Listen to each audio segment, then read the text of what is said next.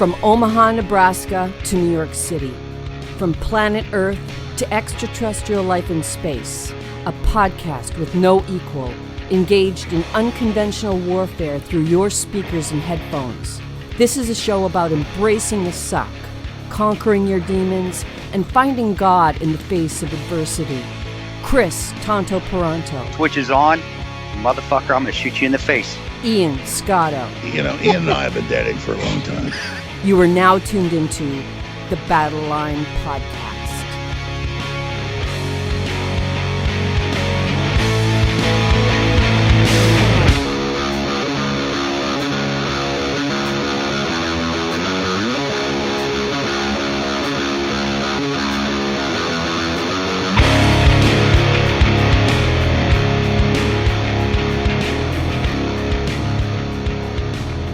The switch is on. Battleline Podcast. Joining us is John Bartolo, the host of the John Bartolo Show, business owner of Battleline Consulting, and firearms instructor. Dude, I've actually been meaning to get you on for like a few months, but I didn't reach out until recently, and I'm really excited to speak with you. I appreciate that, and I appreciate being on. I mean, it's an honor to be with you guys. I mean, I've followed both of your work for a long time, to be quite honest, so I always appreciate you guys from afar. So I'm a customer first. You're the man. I appreciate that. That's cool. I love your Ian was telling me about your backdrop, man. I guess I just never really paid attention to. It's cool. For those you can't see, you guys got audio, of course.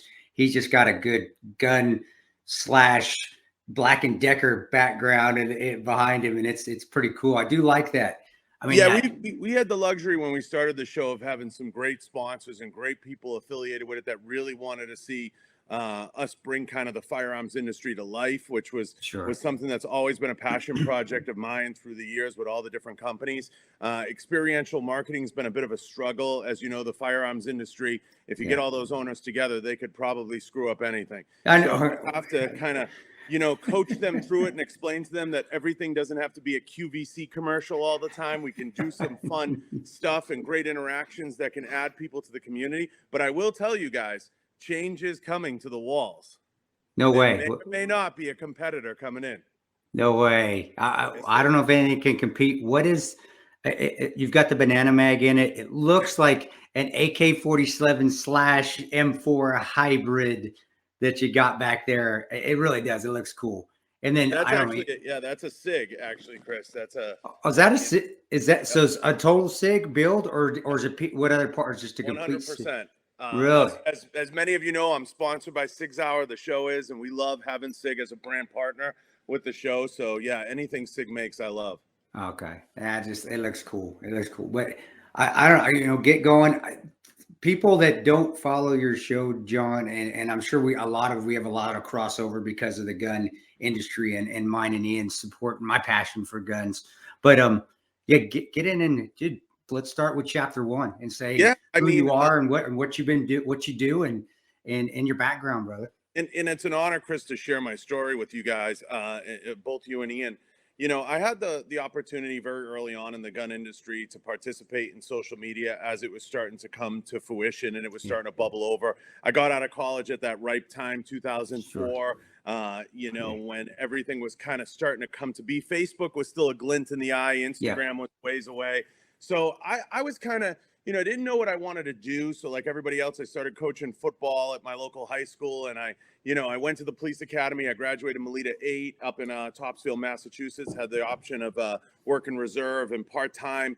And I was trying to figure out what I wanted to do. I had this awesome opportunity with brands like Breakthrough Clean and Enforce Weapon Lights as they were kind of coming online and they were all figuring out what this social media thing was to participate in some of the comms and PR with all those brands. And my background, having the education I had in business lended to that. So along the way, I started to create this business, which led to me having the opportunity to become a CEO. I ended up moving to Montana. I worked part-time there as with their reserve program and had the opportunity to kind of see the world from both sides, Chris, and really got to understand, what the instructors on the range go through on a day-to-day basis, but also be able to translate that to some of the corporate guys that were kind of slow, as we all know in the gun business. And I got enough enemies at the NSSF and NRA and some friends, but we all know we were very slow to get to a lot of these spaces. It took a very long time for people to start to understand what marketing was in the firearms business. And I think nationally,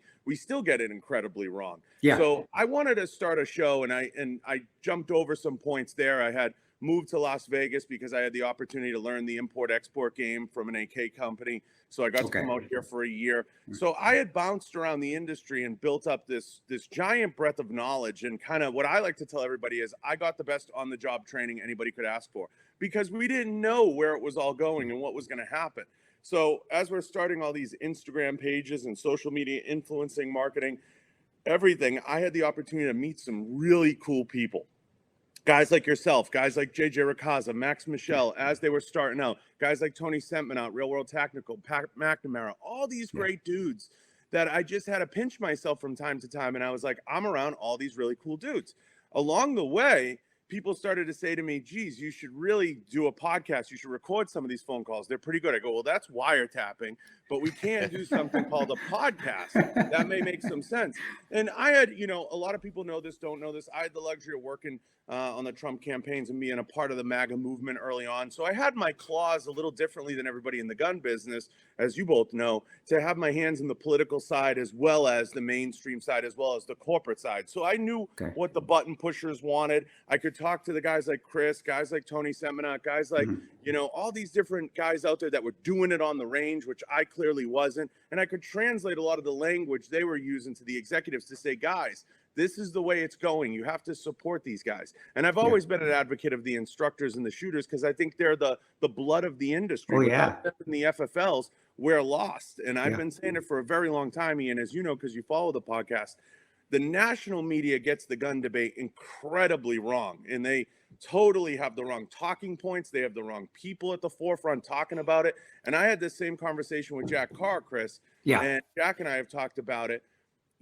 You cannot put tip of the spear guys like yourself on the national media and say, now we're going to talk about Second Amendment rights. Because what you have to do as a tip of the spear guy is take your hat off and now think like a civilian.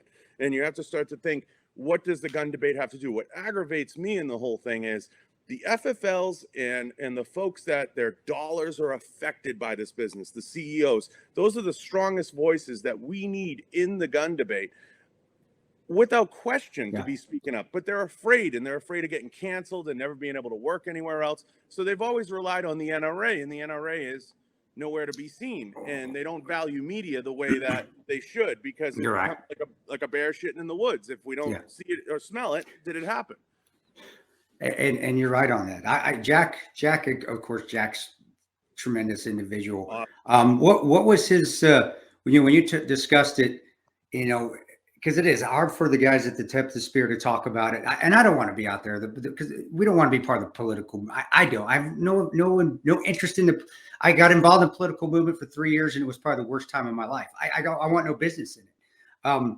But how do you get those guys then, like myself, that don't want to be out there, but we still need to put our voices? Who do we turn to? And a lot of the times, the CEOs and the big companies, they don't want to hear from us, or it's a bravado thing. It's that alpha male thing that you get into. It's the entire gun industry is a dick measuring contest. Yeah, there you go. It's fun. It's who you killed, where you killed them, what you did. It's our whose ops are black. We've been saying it for years since we started in 2002 working. It's that old whose ops are blacker than my ops are blacker than your ops are blacker than mine. So who's got the blackest ops out there? And it's still the same, and it's bullshit. And you and I both know, Chris, that is not, you can't market to that. No. But owners get obsessed with it. I say it all the time on the show. Every gun company's favorite line when you walk by their booth, Navy SEALs are looking. Yeah, I know. And we're all like, Navy SEALs can look at whatever the fuck they want. So I think for years that they've got away with this type of approach towards marketing and undervaluing a lot of the assets that are out there, and undervaluing really the production.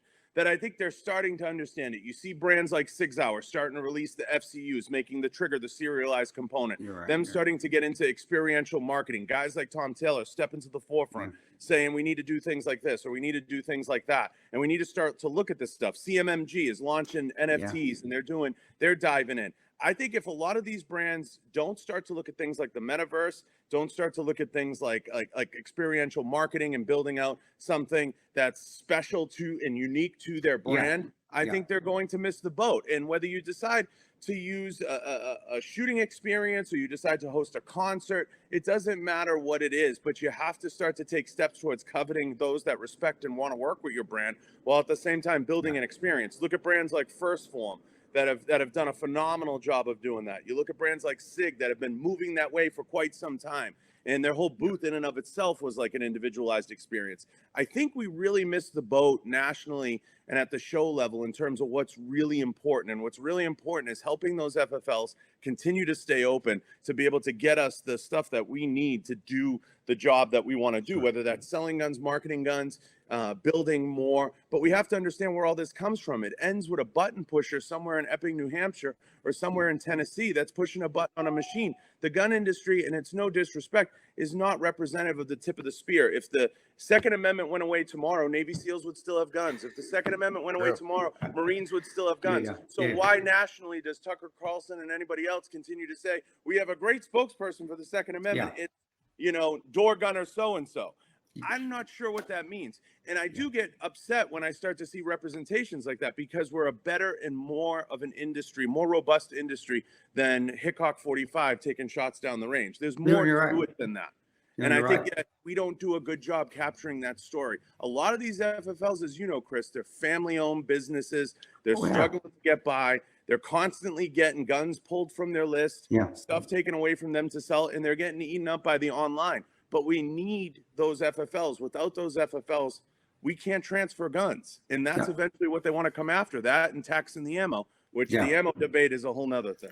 And that's another group that just doesn't play well together, and that could control the world if they would just come together because of the shortage of toilet paper and ammo, and like everybody else that blew up. But just the jealousy between the Smith & Wesson not liking the new companies like a Fort Scott Munition comes up because maybe they're doing something with ammo a little bit different. But instead of working together and say, hey, you know what? I love your ideas. That's fantastic. It's your shit sucks. My shit's the best. You guys have been around for 2 years. We've been around for 100. We're not going to figure out and try to work this together and get bigger together.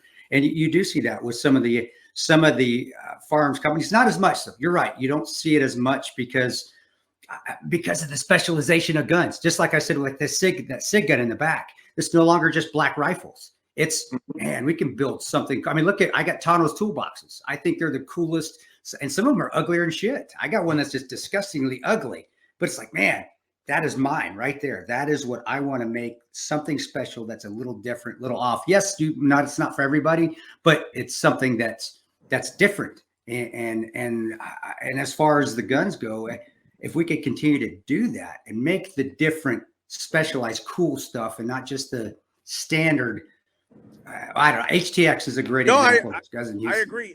I think for a long time, Chris, I think that listen, I tell everybody this: bullet technology has improved far more drastically than gun technology. If you go and you look at the refinement of powders, primers, you've seen tremendous advancements there. I think in our industry, at least, we're in a similar age bracket. I think soft goods has had the largest quantum leap in the industry. Now you can go out and wear pants and you don't have to look like you're retaking Omaha Beach.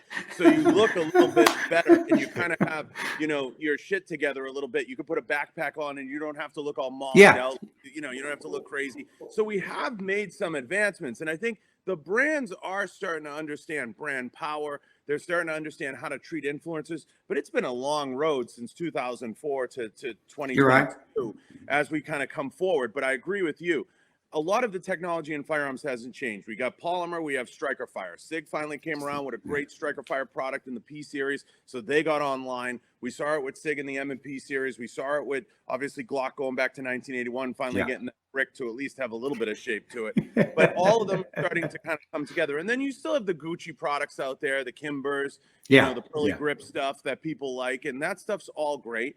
And I think we're at a very critical point as an industry as to whether or not we're going to start to stop identifying as hunters, as this, as that, and start to identify as true Second Amendment supporters and start to put those people to the forefront that can have the conversation. And I'm not saying they all don't cook up in a nice cocktail and make a recipe, whether you want to put a seal in there or this or that, or a Tony Seminat or a Chris, or whoever, or Ian or John Bartolo, but you have to make the recipe at the national level. You have to get those talking points pushed out. I think we do a terrible job of that. I thought when we went for the suppressor law, we should have gone for national reciprocity. I think we should go for national reciprocity. That's what we should be after ultimately. The gun permit should be just like a driver's license. And I'm an advocate of the gun permit, and I've taken a lot of heat for that because a lot of people want constitutional carry. I always say, whoa. The instructors, you can have constitutional carry, but the instructors are my friends and they're near and dear to my heart. And I think you have to feed that vehicle of them instructing and them having the opportunity to teach, because that's the blood of the industry. They're the ones that are going to refer people to the local gun shop. So I see a value in having the instructors. Like, I'm all for a machine gun permit. Sign people up, teach them, coach them, get them prepared, and get it to the next level. But, I'm a huge advocate of both constitutional carry as well as having a CCW permit, but giving the instructors business because they're my friends and I want to see them succeed. And it's important. We've had hunter safety since I was growing up. There's no change. We shouldn't change that. No, it's a great program. Exactly. You should be being taught. You should, just like a driver's license, you're not just here's your driver's license, go ahead, head down the road. It's the same thing with a gun. My opinion. Yes, everybody should have the opportunity to carry, but you should be taught the basics and you should be taught the responsibility. And there's plenty of instructors out there that are tremendous. And you're right. And it's not just because they're my friends. It's just that this is the right way to do it. If you're going to carry something that's dangerous, yes, you need to be taught the right way to do it, responsibility and your basic course, just like I was taught when I was 10, my hunter safety. That was the first thing I did. Hunter safety. Here's a gun. Here's the dangerous part. Here's the not dangerous part. Here's the safety. This is what you do with it. Here's your fundamentals. And then start your road down the firearms industry that way. But it should always be that way. And we both know, Chris and Ian, the gun community, a lot like the jiu-jitsu community, if somebody came up to you and said, Chris, I want to get a concealed carry permit. I don't have a pot to piss in and a window to throw it out. You're going to say, come to my class next Tuesday. We'll figure it out. It's not, there's no barriers of entry, really. It's just like getting a permit. So I try to explain to people all the time, the instructors, the FFLs, those are the heartbeat of the industry. And we need them fed and we need them to have the opportunity to coach and teach and to be able to push the products and push the experience of shooting, because without that, where are we? And it's, a similar problem we run into in the competition shooting world. No barriers of entry, easy to get in, but they can't figure out how to market that or how to push that out there. And it really creates a slog in our industry. So the instructors, they instructing, like what Max, JJ, and Doug Koning do, that is everything. Being able to get out there with pros like that and participate. I just wish the sport could elevate to a level where it could get its respect. And it just be looked at as a sport. I teach firearms as a sport. To me, it's a complete sport. It reminds me, I played football all the way through college, and really shooting when I went to the Rangers and then went to the agency. There were still running around. You were still running around. You're running from point A to point B. You're doing exercises before you even start to shoot. And then when the real stuff hits the fan, that's a game. Yes, there's another level if you lose, but it's still, to me, it was, man, this is the ultimate game. If we would treat it like a sport and we would push it more as a sport instead of and I respect people that say it's a discipline. It is. You're right. It's a discipline. But no, this is a sport. This is something you want to get into, have fun, go do the tactical games. If you're still young enough to do it, I'm broke as shit. I'm gonna do it. But go do the shooting, the USPSCA competition.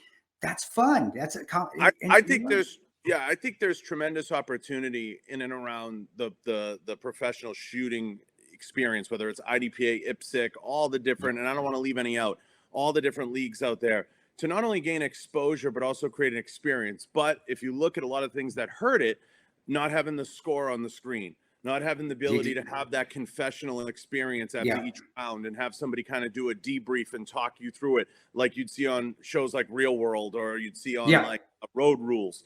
They have to create the drama. The drama is what drives the engine.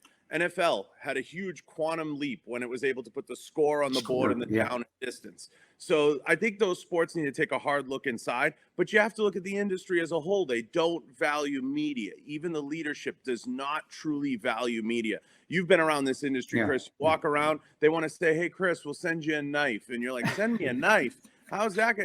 I got a studio. We were just talking about this too before we had you on. That is I say it all the time to the owners. You're crazy. Because they have no idea what anything costs. They have no idea what it costs to put a production together. And they don't want to learn, which creates part of the problem. But there's a huge disconnect between the 40, 30, 20-somethings in the industry and the 60-year-olds. The 60-year-olds have no idea what an NFT is. They have no idea what streaming is. They have no idea that there's a kid somewhere that's opening presents that's making $17 million a year. They have no idea that any of this exists. They live in a bubble. Now, guys are starting to get it. And if you see people like Tom Taylor, they're starting to use the language and they're starting to understand it. And there is, one of the things when I started the podcast I wanted to have was an opportunity to have a conversation in front of a gun wall that had nothing to do with guns, because every owner was like, you got to put the gun on the table and you have to talk about everything in it.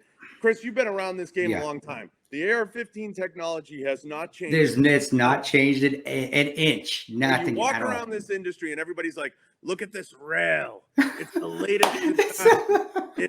Chris, you have no idea this rail is going to take you home tonight and buy you dinner. And you're like, oh, fuck, great. I get it. They're engineers and that's their baby. We totally get it. But at the same time, you have to understand, for me to market this as your baby and for me to make you king shit in the industry, I have to take this and I have to make it sexy to my audience and to everybody around me. And to do that, it's going to cost X. And they're like, whoa, wait, oh. And you're like, well, what do you want to do here? And, I think the industry is at a crossroads. And I think we're going to see some change come in as some of these younger executives and marketing directors start to ratchet up. But I don't have to tell you, Chris, you'd go into some of these meetings and you'd sit down with the owners and you'd say, where's your largest audience? And they'd say social media. And they say, who manages the social media? And their little nephew would walk in who was 12 years old. And they're like, oh, it's little Todd. And you're like, what are you talking about? That makes no sense.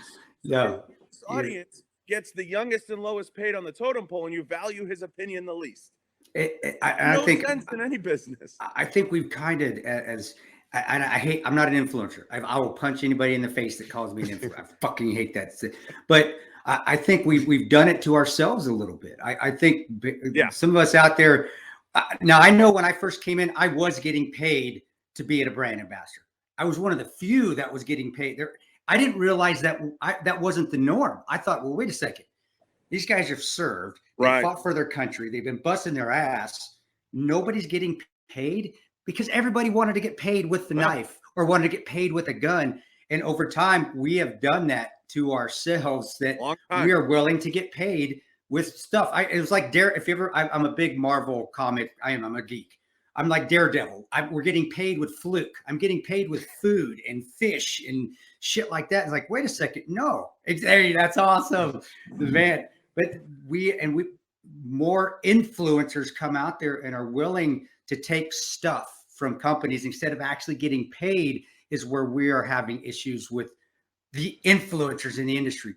Every one of them, if you're representing a gun company, you should be getting paid something. And for gun companies to not do that is horseshit, especially with the amount of money they're making right now. They're hand over fist money, and they're not paying. If I could just throw something out there too, and it's not just to like say how great Chris is because I work with him and everything, but I think the reason someone like Chris is so valued is because not only are you a special operations veteran, which we were talking about before, and how companies use special ops veterans, but it's like, you are a regular gun instructor who does this on a regular basis and not only trains police officers in some cases, law enforcement officers, but a lot of your primary demo are civilians who just want to learn the basic stuff. So you kind of get this from all angles, I feel like. No, I do. I really, because I want to get it from, and that sounded kind of weird. I want to get it from all angles. but you do want to, except I wanted this to be a sport. I didn't want this to be a big intimidation or look at me, I can shoot a gun. I'm the coolest guy in the world. No, it's come on. Let's learn, everybody. Let's have fun. Let's enjoy it. Let's smile. We don't have to have the chip on our shoulder. But again, I think we kill ourselves a lot, John, in this industry. We screw ourselves a lot, and it screws everybody else down the line. I agree with what you're saying. I think we 100% do it ourselves, but I think brands are recognizing it. And a lot of the brands I work with, Right On, Volquartsen, Enforce, Pulsar, sure, they all get it. There are long conversations had. We discuss it at length. And I think a lot of it has to do with, in the beginning, a lot of the stars of the industry were naive and didn't understand really what was going on. No, I agree. I was completely, heck yeah. And look, I've said it 100 times, Chris. I think there's tremendous opportunity in all these different avenues, whether it's tactical games, professional shooting, all these different avenues. But I think the industry has to realize too, if we don't have a Michael Jordan or a Larry Bird and Magic Johnson, it's hard for us to become a league and become nationally recognized. We need to start to stand on the shoulders of giants. We need to start to prop each other up, and we have to stop begging for the scraps. We have people like Valentina Shevchenko, that's a UFC champion, in a movie with Halle Berry. You know, and she loves shooting. She loves shooting. By the way, so many of these UFC guys do, and I know you know that whole world being in Vegas. Like, our first guest was Andrei Arlovsky. I think people Andrei's a great Andrei's a tremendous, and he just attended one of my Marine buddies courses in Florida just last week. He still loves shooting. He's tremendous. I was outside a bathroom with Andrei at the last UFC, and it was the weirdest scene. It was like me, him, Kayla Harrison, Halle Berry, and like Tommy Lee. Like, it was it was the strangest. I've been in some very strange rooms. That is strange.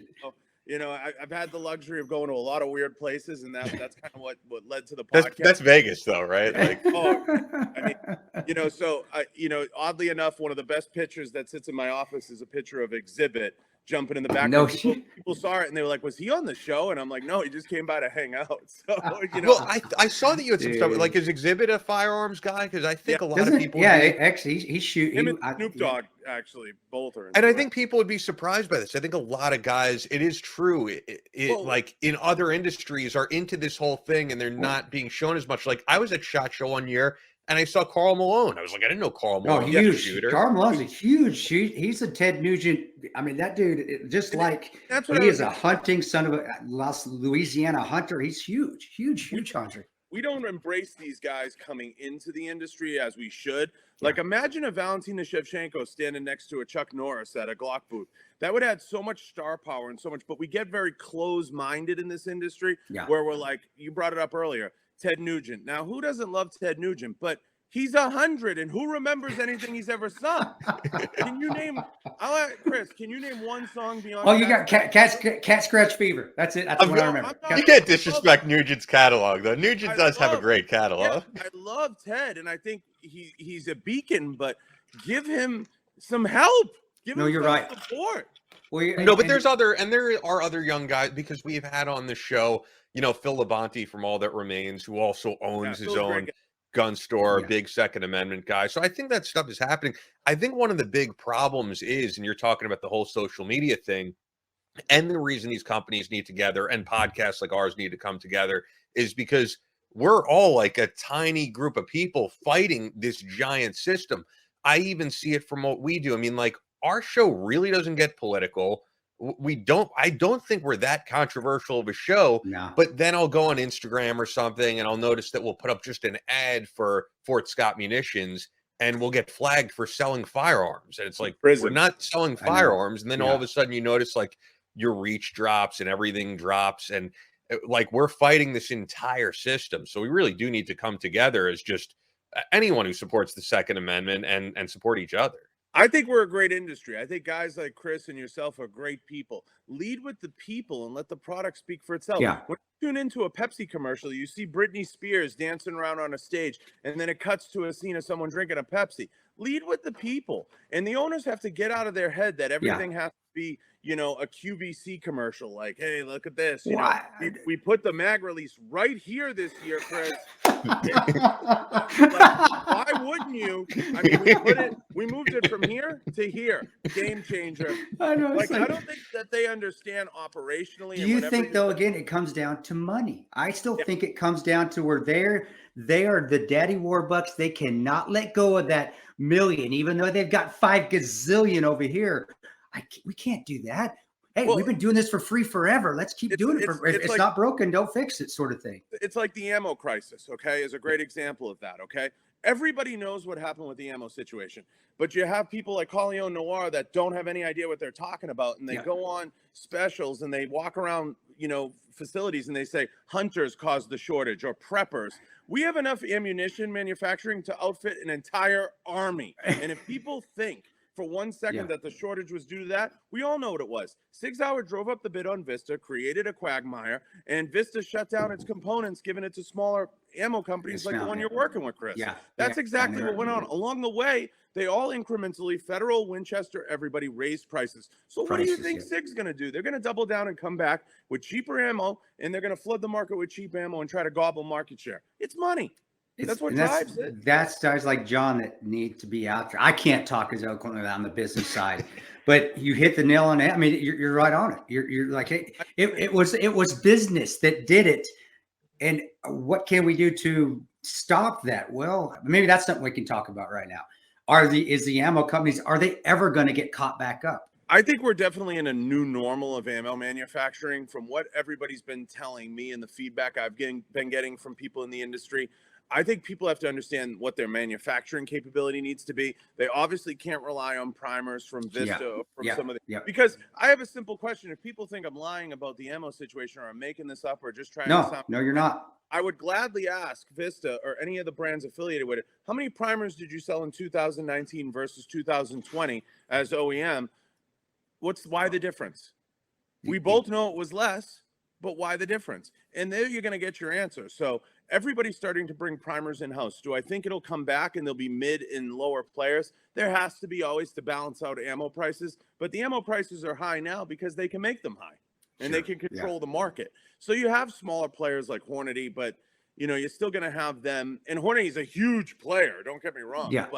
In the scheme of things relative to Winchester, Remington, and everything else. And you have to look at those types of deals. I mean, there's hundreds of millions of dollars wrapped up in them and so many brands to spin off. I thought Marlin was the crown jewel of that, but, it ended up working out where the ammo became valuable due to the circumstances. So.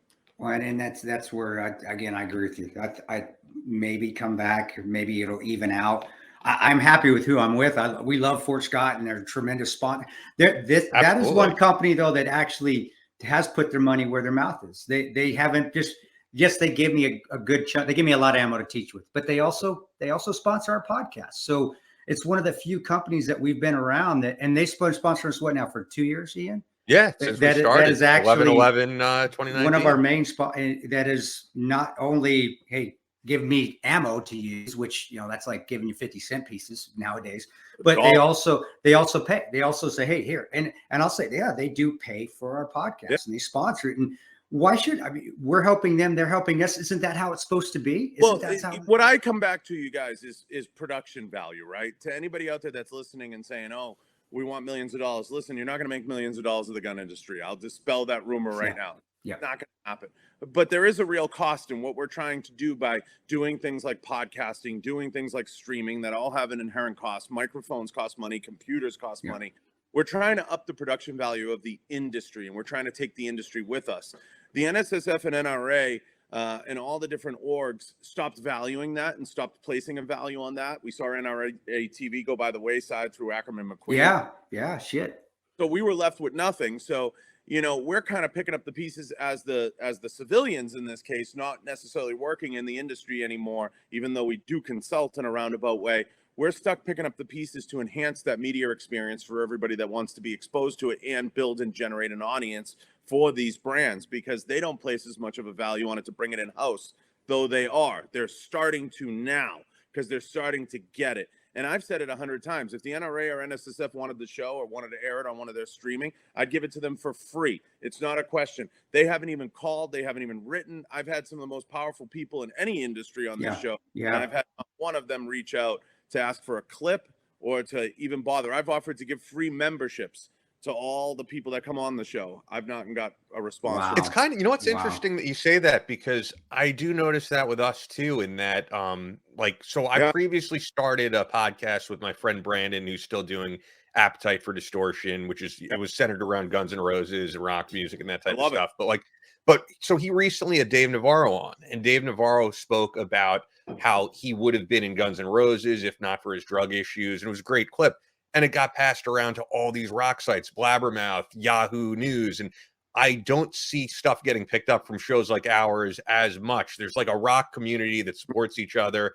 And yeah, it is true. You would think the NRA would run clips of someone like you. They do stuff with, as you mentioned, Colion Noir and stuff. And I like his stuff. I don't know if you don't. I think Colion, though, he's actually paid he's an would he say an employee? He's an employee. He and Dana Loesch were considered spokespeople of the NRA. Okay. I think they kept Dana on in some capacity as like special assistant to somebody. I've never seen Dana Loesch shoot a gun. I never have either. In a photo. I've never seen anything, and I challenge if anyone can find a photo or a picture of her shooting a gun, I'll give them $100 PayPal right now. All right. Well, he said it on the show. A single verification that I think some people become created superstars in the industry, which is so interesting to me, Chris, because you were at the tip of the spear, the mouth of the fucking river.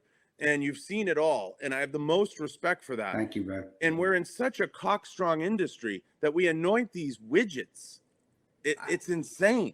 And it's not, and it doesn't offend me at all. I believe and I appreciate you saying that, dude. But you have guys out there that I mean, you got guys like Jack Carr, you got guys like Pat Mack, you got guys like Vickers and Larry Vickers that were freaking Delta, and you got guys like Paul Howe out there that, I mean, come on, he was freaking Black Hawk Down hero, and none of them.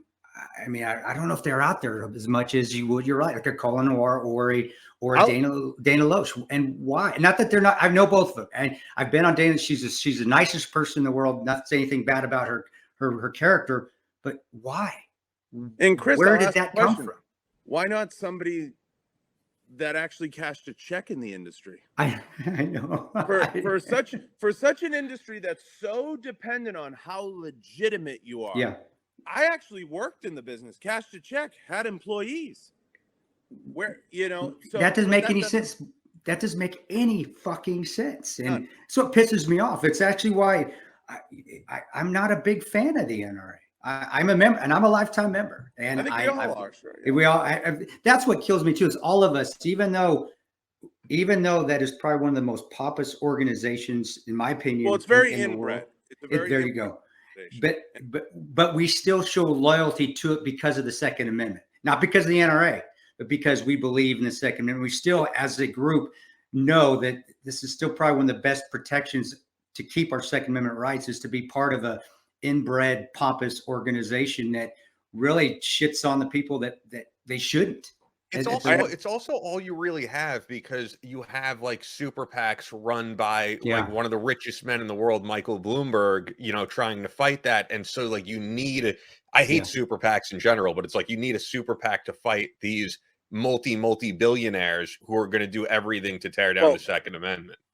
I'll say this, Ian, there's throwing good money after bad, and then there's stepping over 20s to make pennies, and then there's being smart.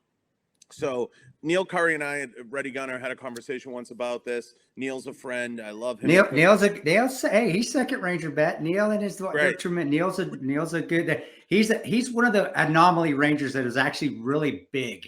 Neil's awesome. Neil's and his wife they're tremendous individuals. Yeah. He and I have discussed this at length. I think there's an over politicization of the firearms. We have a lot of Democrats that now own firearms that have come into the fold now, and we don't do a great job of embracing them. We want to club them over the head. We want to hit them with the right wing stuff right away. Yeah. How about this? Like, I would love to go to NRA show, and I'd love to see a guy like Bo Jackson speak, who's an avid hunter, an Auburn guy who loves all that stuff.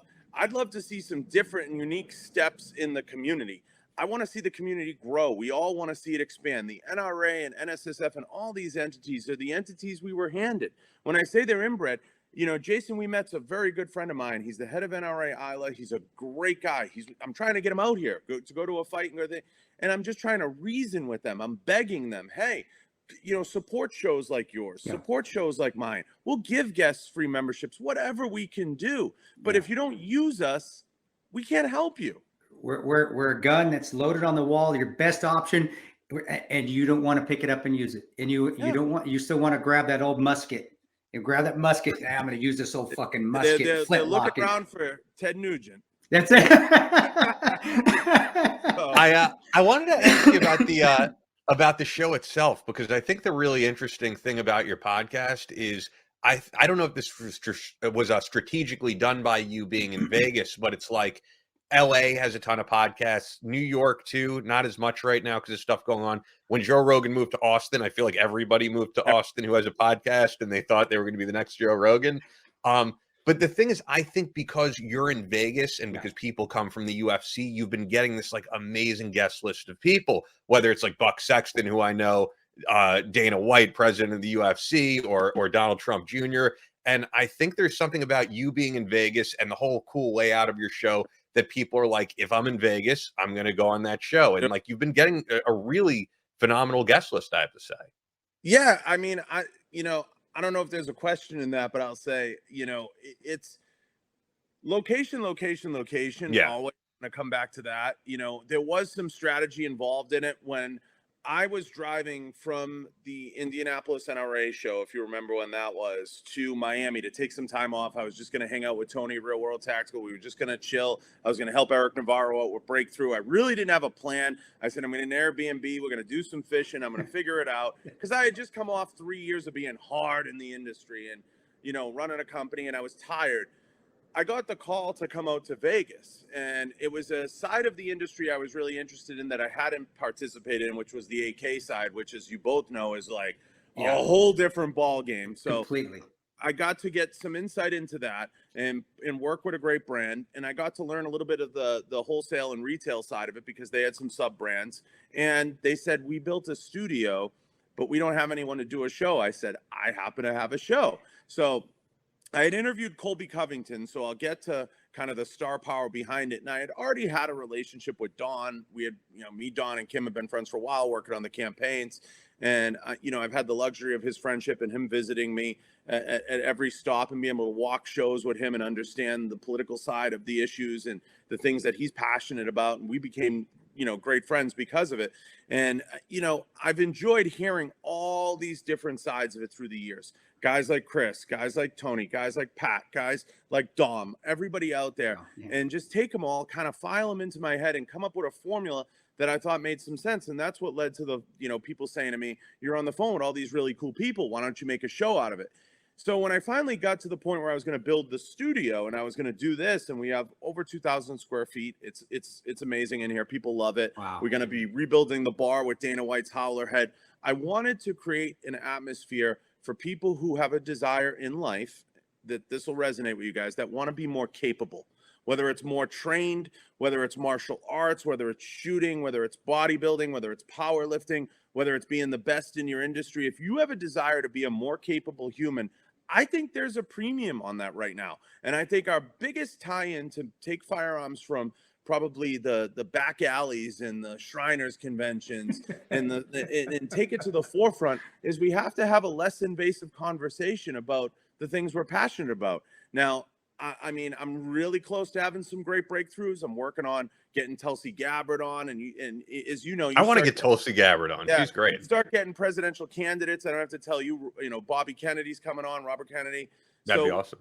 Gina Carano. We have some great guests in the works and people we're working on. And a lot of that is, Ian, scheduling and just in it up. But I wanted it to be different. I don't want to have, Dan Crenshaw on necessarily for the 50th time. No disrespect to Dan. And I've had Gates on and those guys. But I think it's important to have a nice grouping of guests and to give something different. And I think the companies for the longest time were like, we want the guy with the most pockets, with the most gussets in his pants. We want, the most brass. You know what I mean, Chris? It was it was, you're right.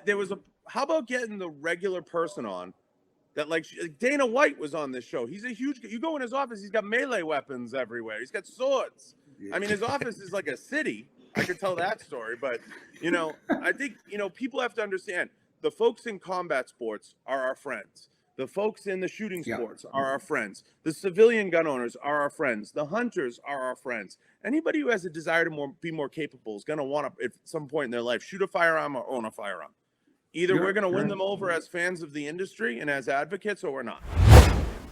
Hey guys, hope you were enjoying this show with John Bartolo. I think it was a really interesting conversation. I mean, we covered everything from like the gun industry to the supplements industry to just podcasts in general. This is my first time talking with him. So cool guy. And with that, we actually did talk about working with great companies during this show. And there's probably, there's no company. I mean, look, I love all the sponsors, but one of the companies we truly love working with is Bubs Naturals. And part of that is the mission of supporting special operations military families through the Glenn Doherty Memorial Foundation. And beyond that, it's just a great product. After I got out of my workout last night, did some shoulders at the gym, and then had my Bubs Naturals, and it's just become a part of my life and your life. And I know with this being the new year that you guys are hearing this, if you want to start a new year with good health, getting that protein supplementation, getting those 0.8 grams to 1 gram for every pound of body weight you are, which is harder than you may think if you start tracking your meals, it really helps having a great collagen supplement like Bubs. Yeah, and it's tremendous for gut health. If you're taking the MCT oil and also taking the Fountain of Youth, it does help immensely. For me, that suffers from inflammatory bowel disease, having something that helps to repair my gut and give me good gut health is paramount in having a healthy lifestyle. And Bubs is part of that, huge part of that. And also the amount of vitamin C that you get in the Fountain of Youth, guys, especially this time of year, especially if you're like Ian and myself that live in cold parts of the country, we're indoors more than you'd like to be. Having that more vitamin C added to your diet will help your immune system. So guys, there's no reason to not use Bubs, whether it be just to maintain a great healthy lifestyle, get your immune system up.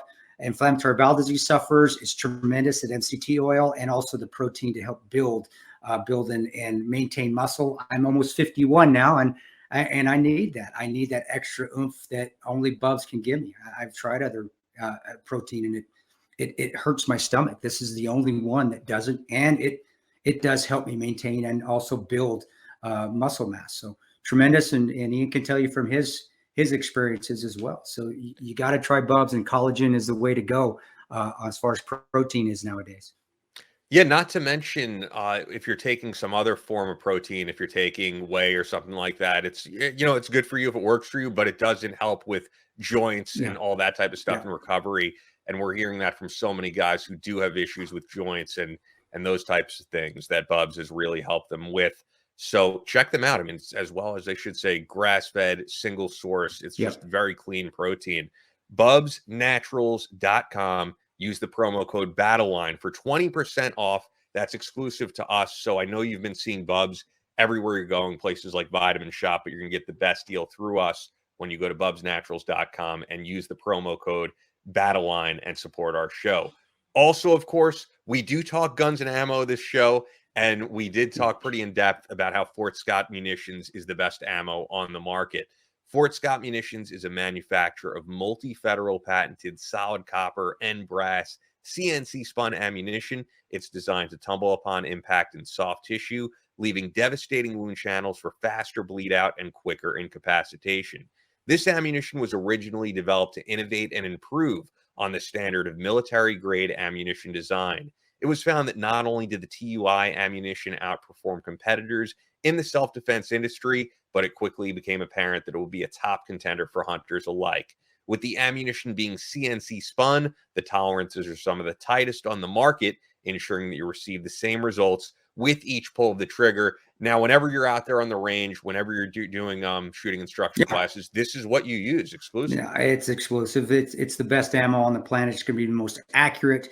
It is fast, guys, too. And for those that do shoot ammo, and there's you hunters out there, especially this time of year, it's deer season, guys, if you want something that's going to knock that deer down, so you have to go chase it and haul it back to camp, use Fort Scott Munitions. And you're not going to be disappointed in it. And they are catching up. I know we discussed it a bit as far as how ammo is hard to come by nowadays, but Fort Scott Munitions is catching up on 9mm and the 5.56, and they do have 300 blackout right now as well. So if you want the best ammo out there, whether it be for home defense or for hunting, or just going to the range and shooting, the most accurate ammo, Fort Scott Munitions is the most accurate ammo I can honestly say in the United States of America by far. There's second to none, nothing even close. Absolutely. And great merchandise as Yeah. well. And you could get all that at the website. I mean, just check out some of the merch and you're going to find like a hoodie or a t-shirt or a hat that you're going to want to get, because it's not just, they're not one of these brands just slapping their logo on stuff. They're being really creative with the designs, whether it's the Tactisquatch, and then they have another Sasquatch that says like, what does it say? Social distancing, champion. Yeah, social distancing champion.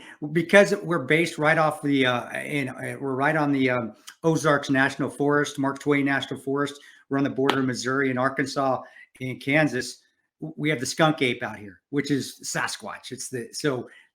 And Ryan Kraft, who owns Fort Scott Munitions, he's big on the Sasquatch. He's going to get a Sasquatch here one of these days. What he's saying, but that's their play, and that's what they like to do. They like to have fun. Like we talked about in the industry, how we need to have more humor within the gun industry. Well, believe me, Fort Scott Munitions has a ton of humor, and their merchandise reflects that. So the Tactisquatch or the skunk ape. I'm still going to have him build the skunk ape shirt for me, because that's what we call it out here. But yeah, tremendous stuff, guys. Yeah, they've been with us since day one. So guys, if you support this show, it really means a lot to support them, because they're who keeps us going. There would be no show without Fort Scott Munitions. So they're available once again in all 50 states. Click on the dealer locator on the website, fortscottmunitions.com, and use the exclusive promo code Battleline for 15% off all their merch. And every now and again, when they do have bulk ammo out there, only available to listeners of the Battleline podcast. Fort Scott Munitions is a proud supporter of Chris Peranto, Battleline Tactical, and the Battleline podcast. With that, let's get right back to John Bartolo. And we have the ability.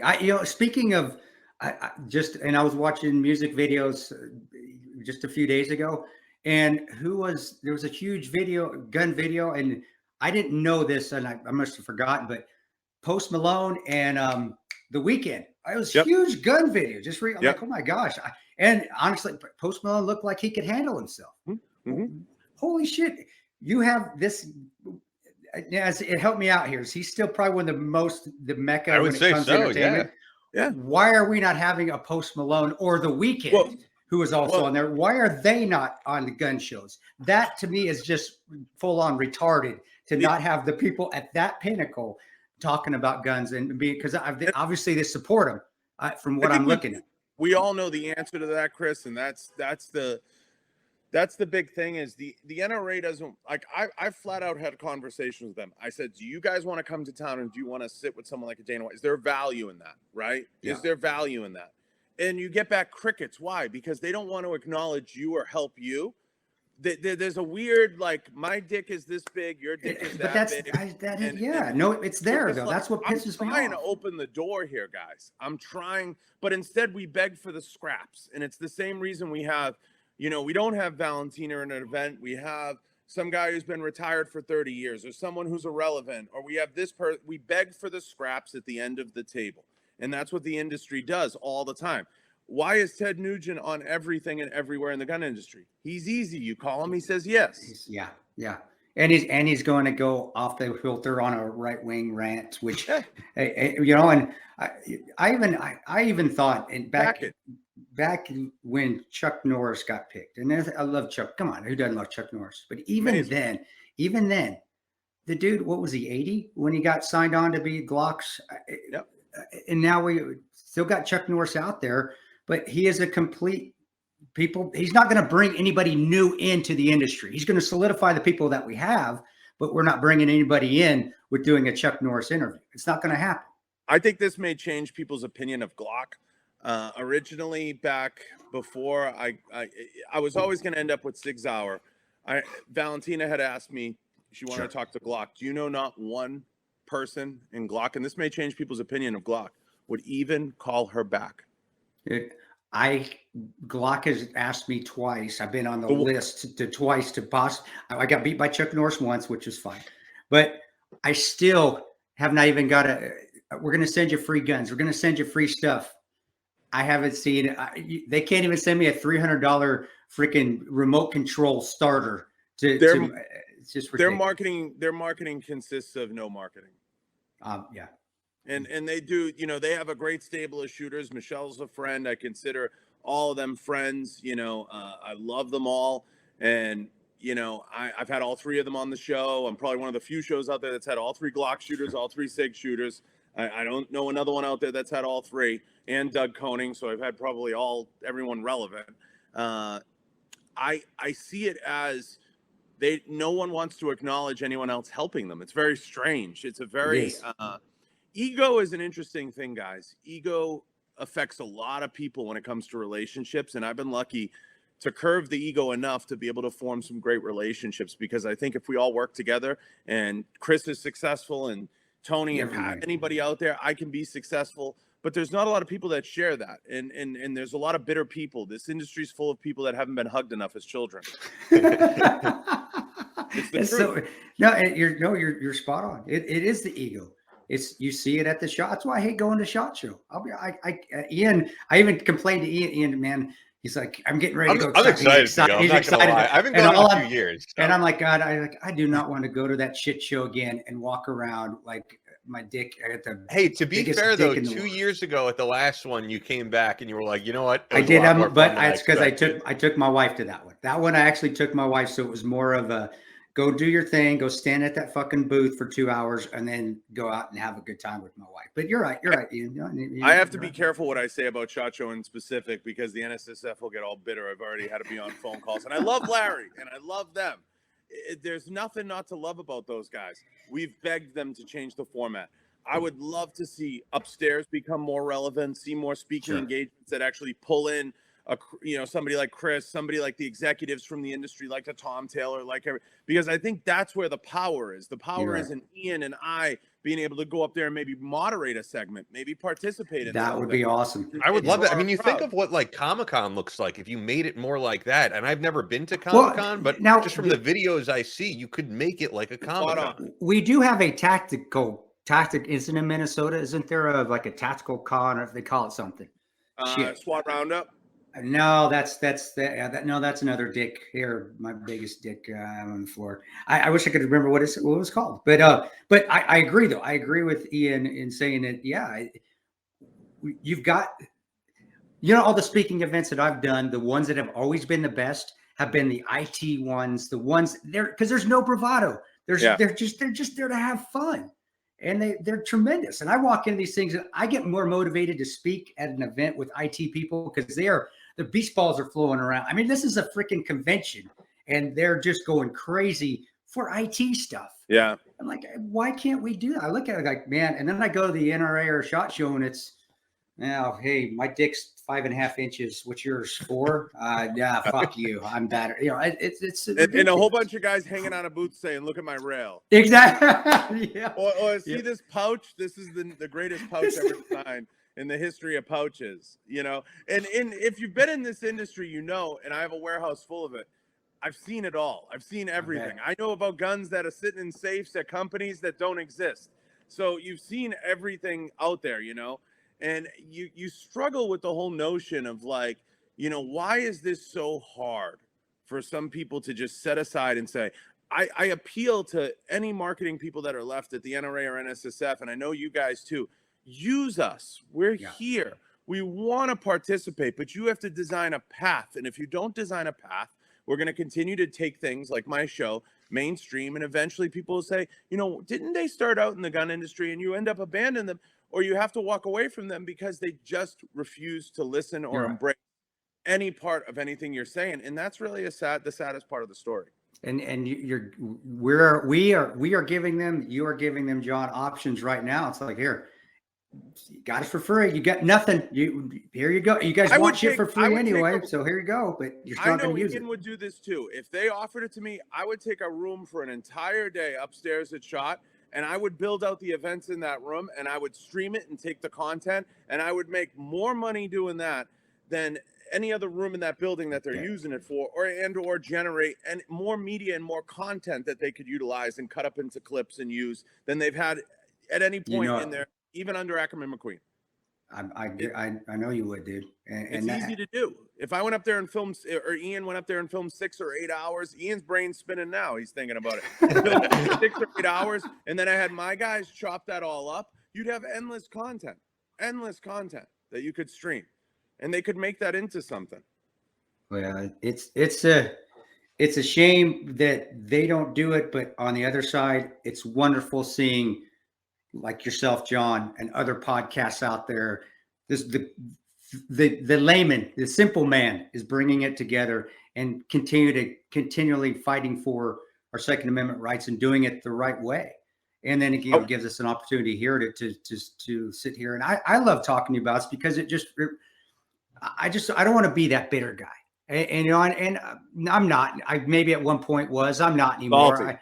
Salty is a good word for it. I'm getting old. I got my AARP letters in the mail, so obviously I'm getting salty. But talking to you and be like, you know what?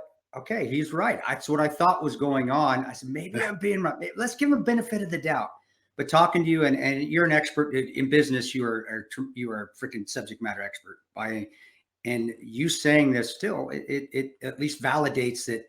All right, they're doing it wrong, but we're picking up the slack on the other end, and we're trying to bring it all together to cover up their shit that they're not getting right.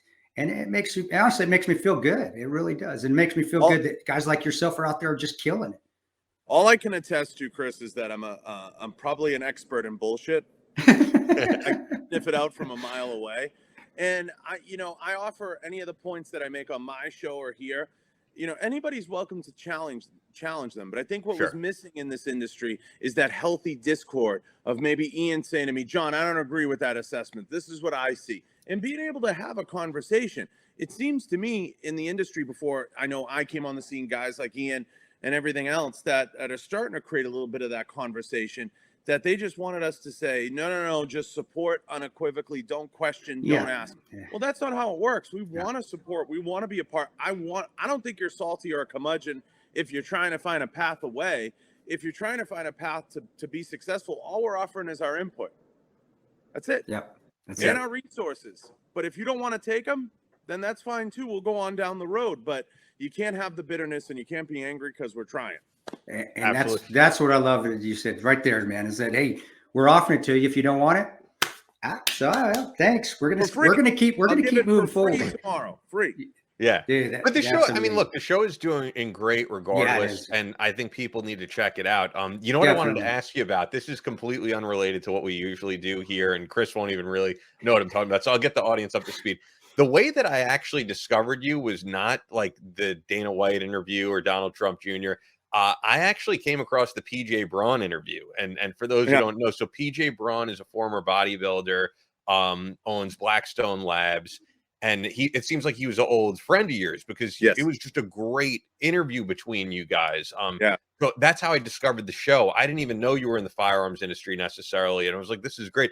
So the crazy thing with him, I'm just wondering, as like a personal friend, is it looks like PJ is going to jail basically for selling supplements that were, I guess you would say, what would you say, gray market? They would call them spiked. So himself and Aaron Singerman with Redcon 1 are involved in a lawsuit, right? I don't know if you know Aaron. No, I do. I've been keeping up with all this. So I feel like you're the guy who would know, so. Oddly enough, I kind of know who the judge is too in the case. Wow. You know everybody, bro.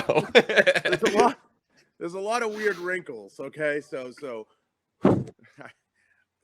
I think listen, spiking in supplements has been going on for 1,000 years, going all the way back. We were joking.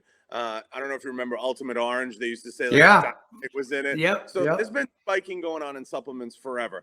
It's highly frowned upon. Ultimately, they're not trying to get PJ. They're not trying to get Aaron. They're trying to get the lab that manufactures their stuff. And they're trying to get people like Jared Weed, who owns the lab that they got their stuff from. So how do I think it plays out? They hit them. The feds usually, as Chris knows, don't take a case to court unless they're going to win.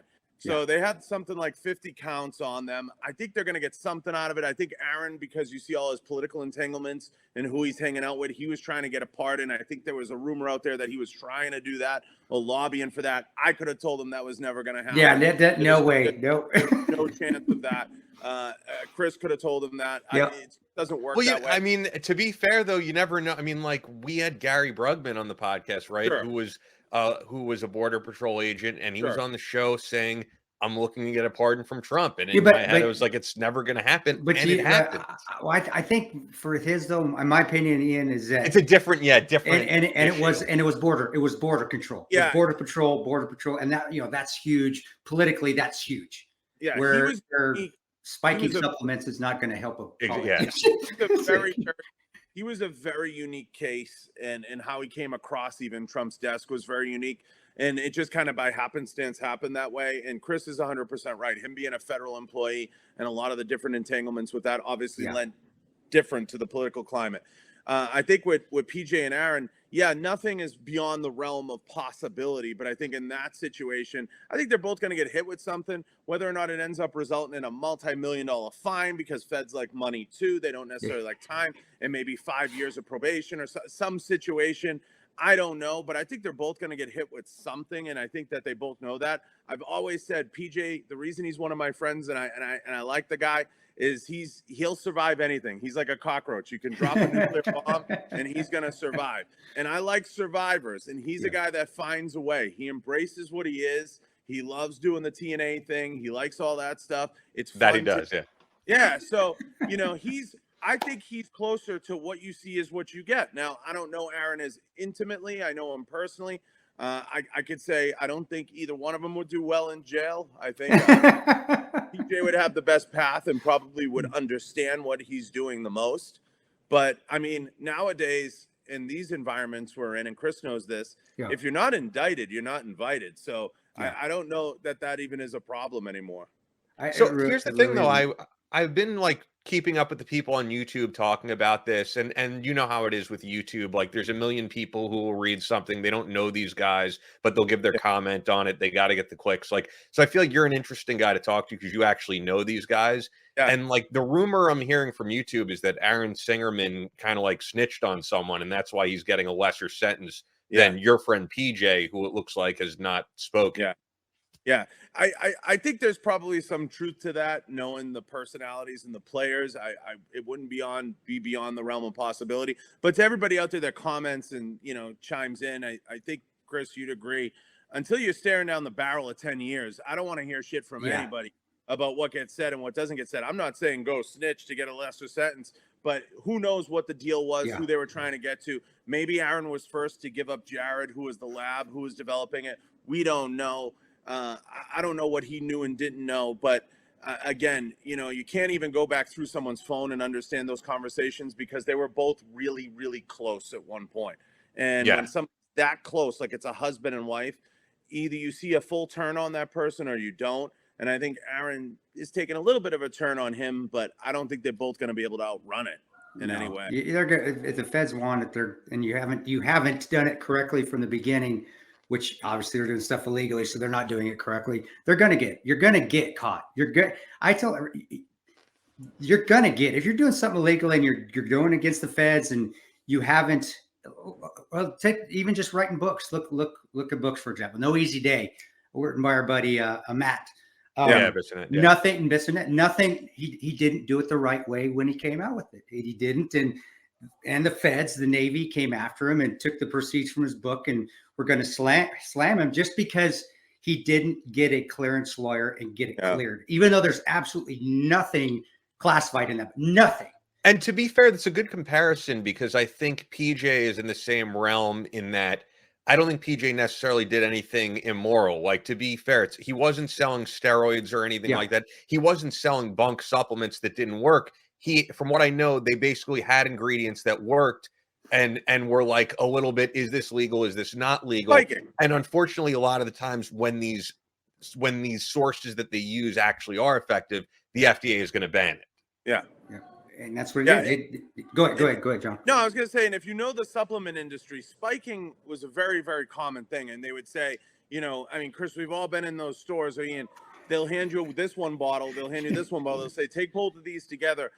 Some of us just get to a point where I'm like, fuck that, I'll go get a doctor and I'll get the real thing. Who cares? Yeah. Because now it's not that hard, guys. Yeah. There's a low T commercial every day. I know. Doctors that'll prescribe me whatever I want. So to me, what they did isn't that exciting. Now, where it becomes dangerous, and the feds are correct in this, is if you have children taking it and people that don't understand the risk. I totally get that. I'm not minimizing spiking. But spiking has been going on in the supplement industry for 1,000 years. Wasn't Ultra Rip Fuel? Wasn't that when that first came out? This is why I was in the Army. We had Army guys dying because they were chugging that stuff before PT. Chris, and I'm they were sure you were completely taking methamphetamines and Russian Bear and Ultimate Orange, and I could rattle off brands that you probably took that were fucking bathtub. Oh, the Tiger, Wild Tiger. Oh my God, you can only get that in Iraq. Yeah. Oh my gosh, people used to say Ultimate Orange had dynamite in it. That was the rumor. It had dynamite in it. So I don't know if that passes the FDA, but it can't be good. As long as they're making their money, it always comes down to money. It comes down. And why I was telling about Bissonnette's book is because he's the one that advised us, hey, get your clearance lawyer and get yourself protected, because whether you say anything classified or not, if you're making money, they're going to come after you. But if you got it done and you got your protection with your clearance lawyers secure, then you're going to be, and we did. And that's why we were able, and believe me, I think they would have wanted to hammer us at that time, but we listened to what Matt, and that's what I loved about the community. It was Matt, he advised us. It's like, this is what you need to do. Guys, I don't want to see what happened to me happen to you guys. So this is what, and it was awesome, but that's what you see. The feds are going to come after. Everybody in every tale that they tell is going to make their resume look like the best shining, glowing representation of them or their baby or whatever it is that they're designing, or this podcast or my own. And I'm all for that. I always say, just give me a shred of truth to cling on to. Give me something, and I'll be your best friend for life. Just tell me something, awesome. And I think, guys that get in those positions like PJ and Aaron and folks that maybe publish and violate a publishing law or do that, they're trying to make the fish a little bit bigger than maybe they should. And, they kind of got to bring it back into reality. And a lot of ego and hubris is built into that. But ultimately, I don't think these are master arch criminals either. I mean, exactly. Yeah. This is like a great collar crime, really. Well, it's like that you're taking a shortcut when you just take that little bit longer and make sure you're safe. No, the money's looking too good. That 2,000 is looking better than that 1,000. Let's go ahead and take that extra shortcut and not spend that extra week of just making sure that we are in line with the government. And can I throw something out there? When I'm in South Florida, PJ is truly like a local celebrity. Like I'm driving around in Miami or something, and I see a giant billboard with PJ Braun's face of just this guy who owns this supplement company. So he seems like a great dude, genuinely. But sometimes people get caught up in negative things. I just know that's life. I think you have to love his risk taking and marketing, Ian. You know what I mean? Like he's willing to try anything.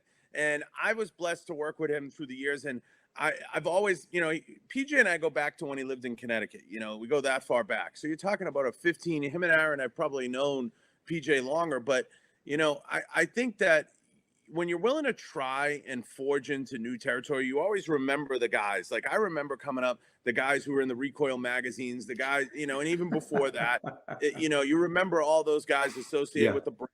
I remember watching the old Panteo productions as a kid. Oh my gosh.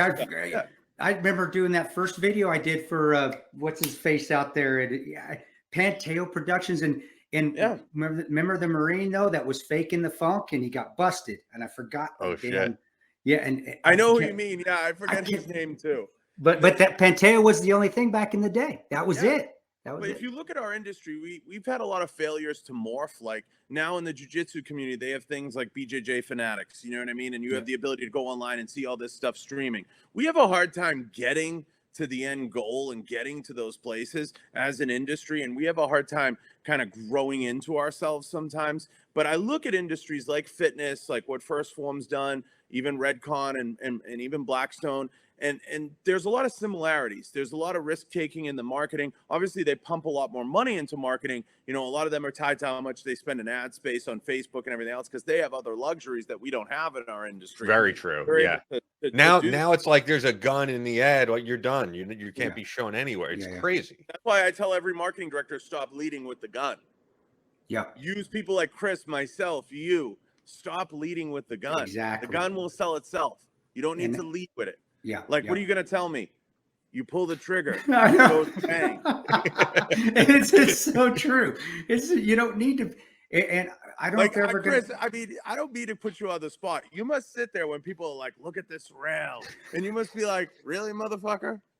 Brother, that explosives too. It's like, let's go watch this thing blow up. I like until you've seen a dump truck bomb blow up half of a hotel. Your little blow up in this, it really doesn't do it. It's hard, bro. It is. It's hard, and I want to be support. I do. I want to be so supportive. So supportive. But it's just. Guys, it doesn't.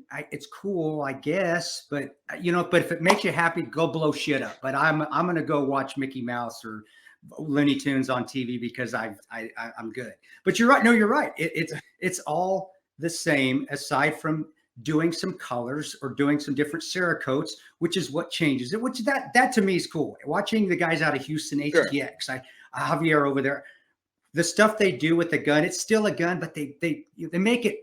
They make it sexy. Yes, and that's what you can do. But I love your analogy. Here's the mag release. Look at this. It's a quarter. We moved it from here. That still kills because you're so spot on, man. Listen, ambidextrous. Ambidextrous pistol. How? Oh my goodness! Look at that.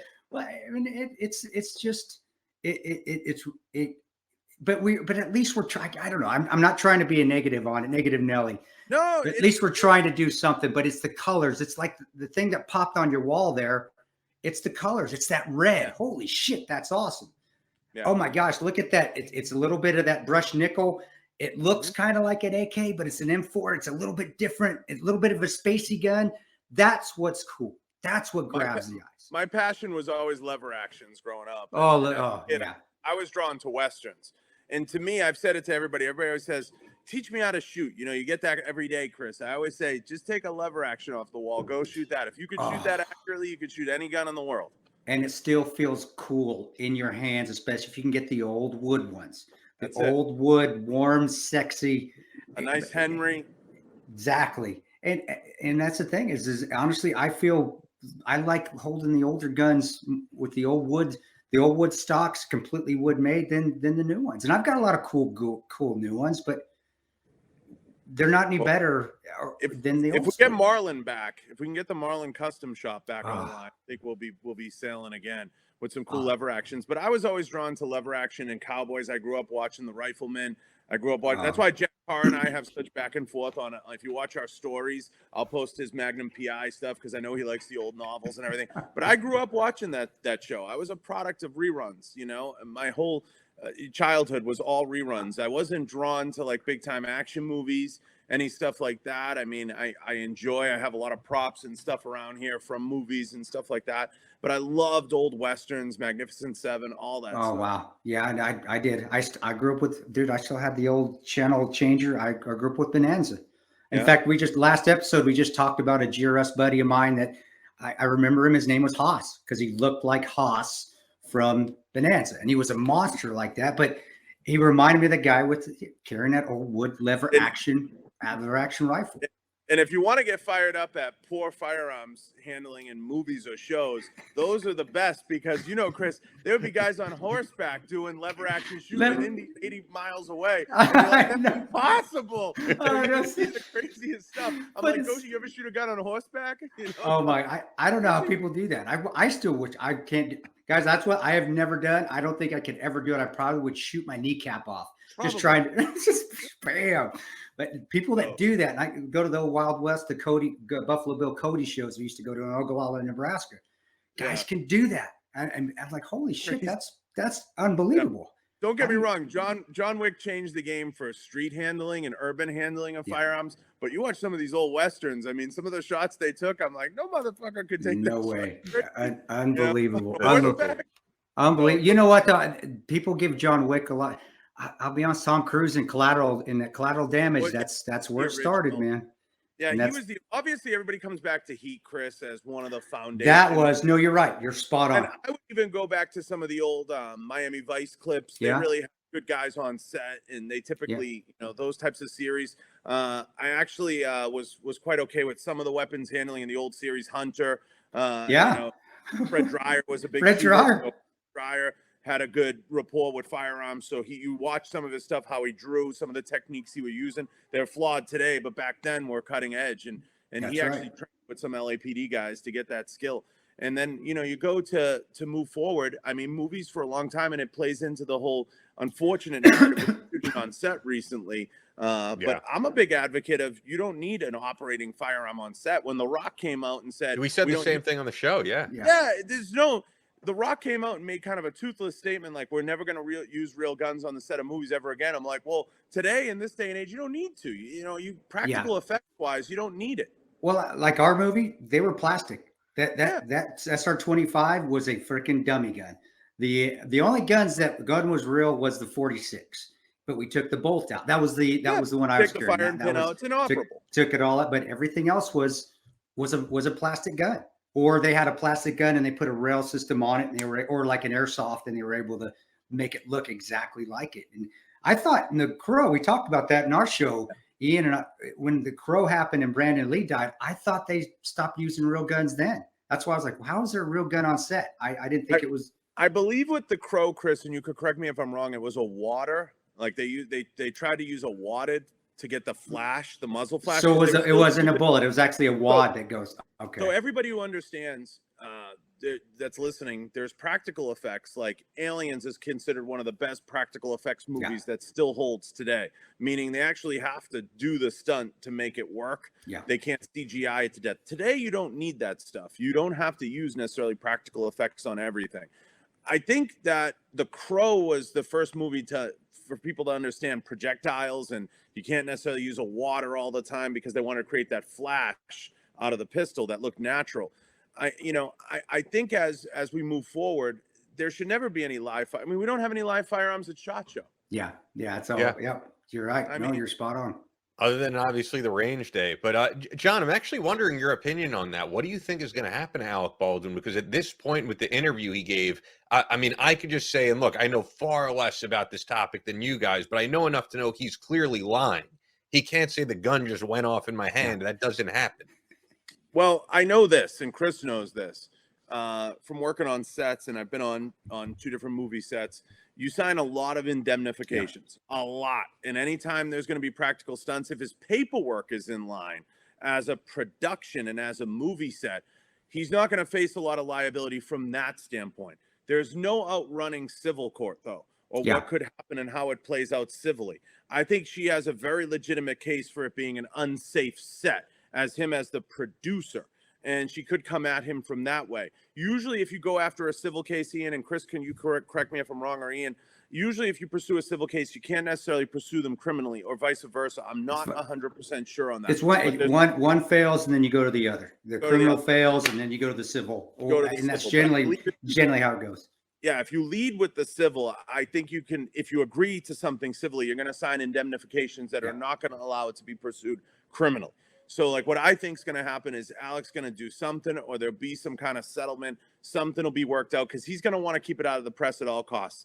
If you were staring down the barrel of that, sort of, but he also gave that interview. He probably shouldn't have given an interview. Well, I think I mean that gets to a bigger thing. I think him and I think Kyle Rittenhouse doing all these interviews isn't a good thing. I couldn't believe that Tucker honestly got this entire documentary with Kyle Rittenhouse. Like during the trial, I was kind of shocked, to be honest at that. I can understand him doing a national piece with somebody like Tucker if he's protected, but him just jumping on every podcast out there, I think, is a very dangerous. And saying stupid shit too. I mean, I've seen the clips going around. I'm not interested enough to watch an entire thing, but him talking about like hooking up with like cougars who are looking for like a young armed man. It's like, dude, the whole making this kid a hero, Chris knows this in my opinion, well, the NRA has truly bothered me from the very beginning, and it has nothing to do with innocent or guilty. He is not a hero, and I have no problem saying that. The NRA will do that anyway. The NRA loves to jump on the train of someone who is just in a shooting or somebody who, whatever. They, for some reason, they love that narrative and they cling to it. Yeah. It's kind of their bread and butter. I wouldn't be shocked if they've already solicited him in some way, shape, or form. And I think that's incredibly dangerous for him. I think he should remain silent, remain quiet until he gets paid. And then he can go start his own organization or whatever he wants to do. And I think I'm giving him legitimately good advice as a friend. If I was sitting across from him, I'd say, I agree. Keep your mouth shut, get your money, get paid, and then start a self-defense organization or something that you can donate dollars to instructors or to people out there. Because I take nothing away from Kyle Rittenhouse. What an amazing how he handled himself in that situation of high stress. I've said it 100 times, you guys. That crowd is damn lucky he didn't turn on them and just open up fire. And he could have taken out 20 or 30 people easily. He showed tremendous resolve. He showed the ability to calculate and understand every situation that he was in independently and not allow it to affect him. And I think that everything aside with the people he took out, 2 of them were legitimately trying to hurt him. Legitimately. We cannot argue that. I think he won his case. He has his due process. I think he should cling to that, go get his college education, take them to civil court. I think he has a legitimate civil case against Biden. I think he has a legitimate civil case against the news organizations. And I think he should let his lawyers sort that out without adding any of the logs on the fire. Because all he's doing is just making it harder for himself. And don't care what you do, you're gonna say something wrong. They're gonna, and they're waiting for it. And they're call and play. Exactly. And everything he's got out there right now, it's out there. You can't take that right shit now. back.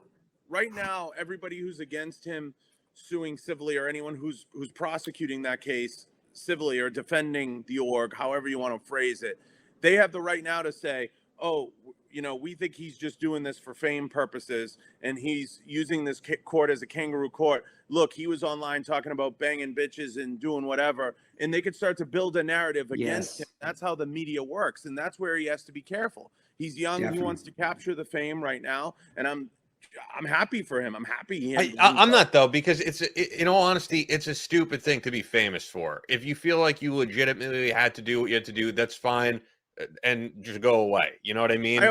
I think like we have Medal of Honor recipients in this country, like people who should legitimately be celebrated. This is just personally, and look, you could have your opinion. This is not someone I choose to celebrate.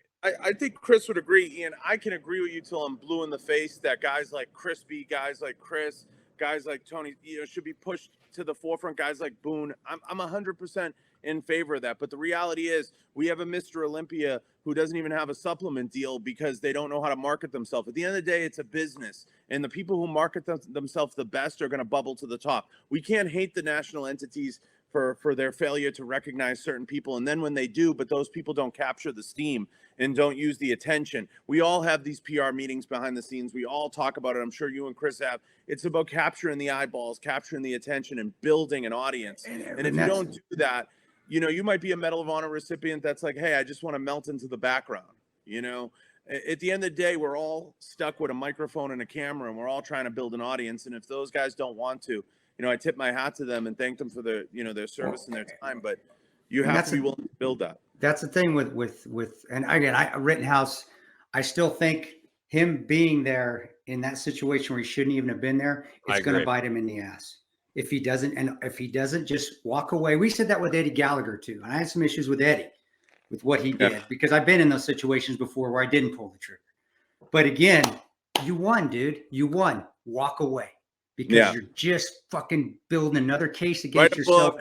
Yep, exactly. And then, you know what? I got no issue. Kyle, you know what? Go ahead. Do it correctly. Go write it. Do something where you're putting your words out there, but going on and, talking about slaying women. Dude, you're fucking yourself right now. And maybe that's maybe social justice is where it needs to be. Maybe that's where maybe you need to learn. You haven't learned the hard way. Now you're going to learn the hard way of what not to do, youngster. And Ian, I want to make sure I'm clear about it. I agree 100% with pushing the worthy to the top, or what you deem worthy. But when I look at people like Chris, I don't just see all his accolades as a soldier, because that was a certain point in his life. Sure. I'm sure he'll sit there and say to you, there's 100 guys before me and there'll be 100 guys after me. But he's done such a great job packaging himself and promoting himself and putting himself in the forefront. And those are a lot of hours spent. You can't just throw those out and say, let's get the next big time SWAT guy or the next big time award winner. You have to build up your story. And some people don't want that. We call it heat. Some people don't want the heat. Sure. Some people want it. So it's all about who rises to the top. I was an executive in the business. I didn't have to speak out and come forward and talk about all the things that I see in the gun business. I just was first to do it. A lot of people are doing gun review podcasts. I don't have to tell you, Ian. They're doing, hey, look at the gun, the levers over here. You love doing this. Yeah, they're doing Olight reviews for the 400th time. Yeah. They're doing mag dump shows. I didn't want a show like that. I wanted to do for the gun business what Joe Rogan did for the MMA community. I agree. Your show is like a Joe Rogan type show, but with you and you being genuine. And on mine, I was very blessed to have people like yourself.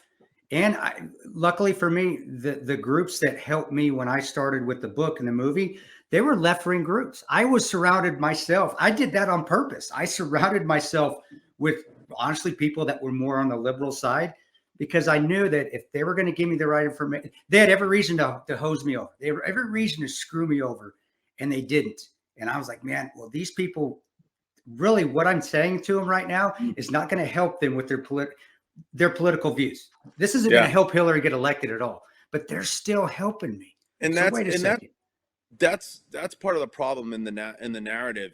When I see clips, Chris and Ian, of like Charlie Kirk, for example, correcting someone on what an AR-15 means, we lost that person. We're never going to win that person back. I think a lot of that politicization of stuff, and no offense to anybody, like, that's not defending gun rights. That's not defending gun rights. That's causing an argument out in the field to get a clip and to get a you're belittling somebody because you can. To me, that's not representative of the community I love. You're right. I don't think Chris would go out there and say, "No, motherfucker, it stands for Armalite rifle. You're an idiot." You don't, because what did you win there? We won nothing except we made ourselves look like a douchebag to the right wing or the gun people, and we've just lost however many people see that video.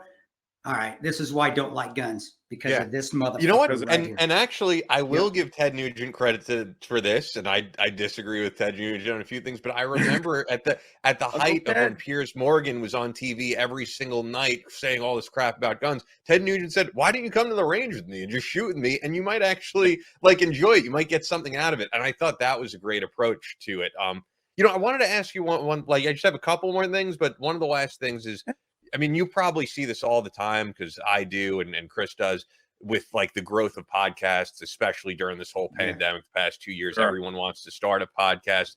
What advice would you give to someone who wants to do what you're doing at your level? Well, I would say you have to think about a couple things. I would say no matter where you're located, because we talked a lot about location earlier on in the show, no matter where you're located, you have to think about what you want to speak to and who you want to speak to.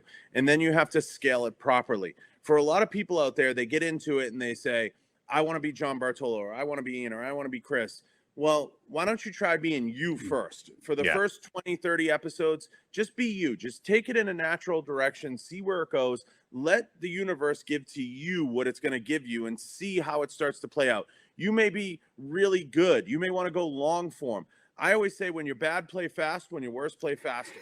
It's hard to go. That's a football term right there. That's awesome. I know, that's awesome. Bad, play fast. So some guys, like I've been begging Tony Seminot, Real World Tactical, to do a 20-minute-a-week podcast, just recapping his week, what he does, what motivated him to do the week. People would like that from him, a little snippet, something, an insight into his week. Some people like to go long. I like to do an hour and a half. I like doing guest-based. When I have guests in, it energizes me. It gives me a breadth of knowledge of what they're doing. I have a lot of excitement, a lot of fun. It gives me 2-3 ideas. I love having fighters, bodybuilders, shooters, people from all these industries kind of commingling and creating this great recipe of support that we can spit out into the universe and just have these great conversations. Now, does everybody have access to the people I have? No, but you have to be good at one of 3 things. You either have to have the guests, you either have to have the listenership and the brand already built, or you have to have the sponsorship or the backing from the industry that you're participating in to support it.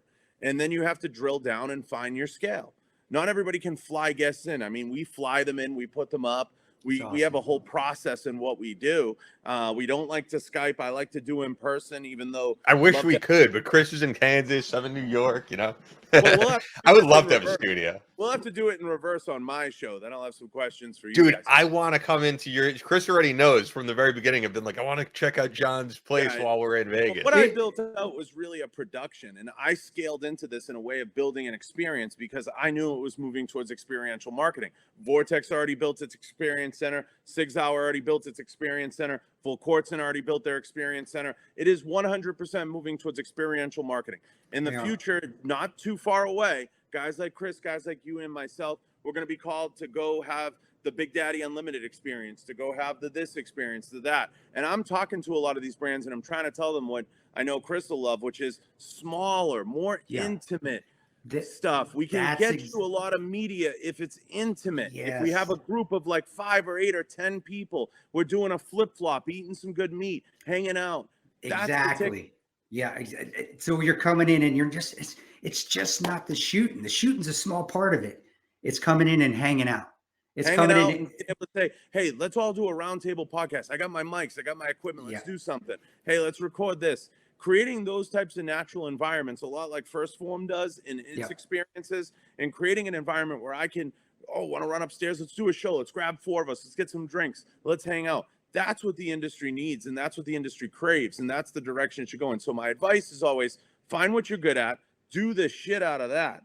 The other 2 things, hire people that are good at it. If you're not good at booking guests, go get somebody who's good at booking guests. If you're not good at the production of it, go get somebody who's good at producing it, and bring those people into your circle, and then do it and do it and do it more, and keep doing it. I'm closing in on 500 episodes. We did 61 episodes in 64 days. Awesome.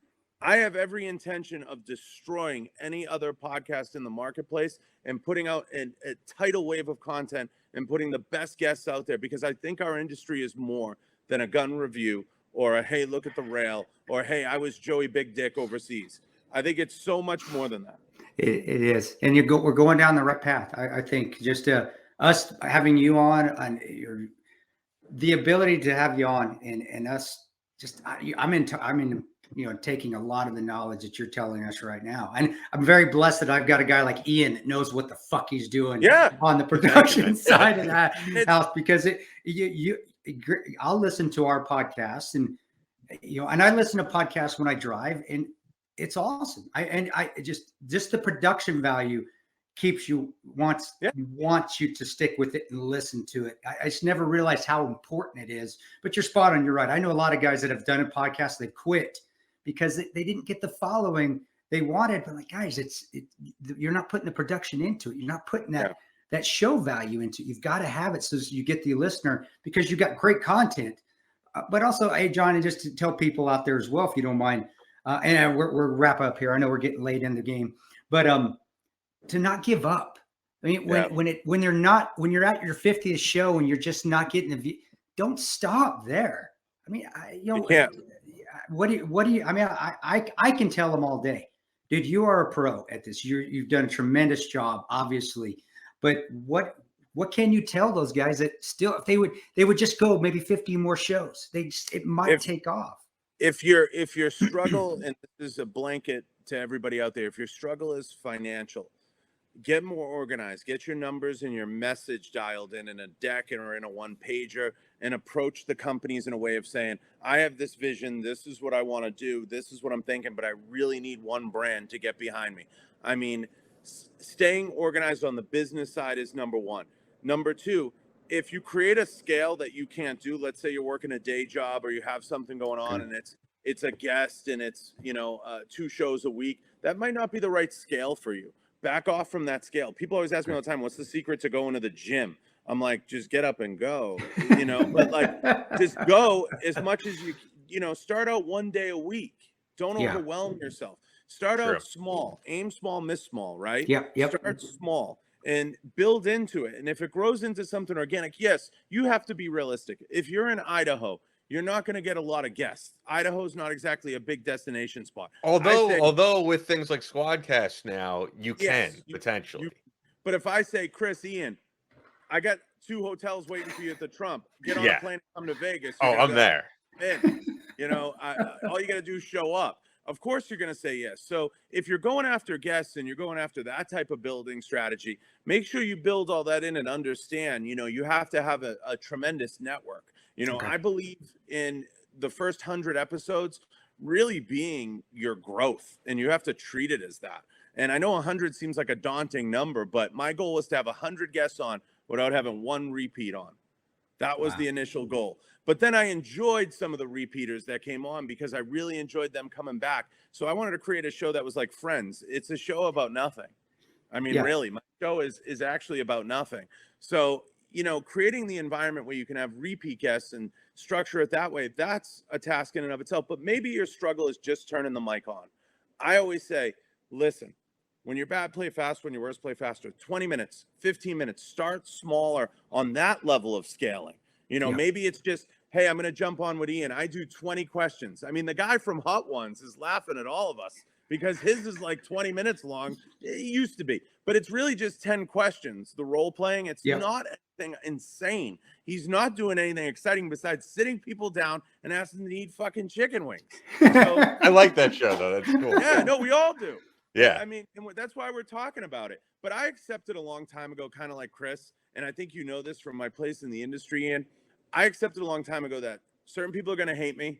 Yeah. And certain people are going to like me. Can't do anything Either way, about it. they're talking about me. Yeah. And that's how it is. And when I stopped caring, it was tough. That was what was so tough about coming from being in the military or doing the contracting or being someone that, somebody that nobody knew, but nobody needed to know who I was.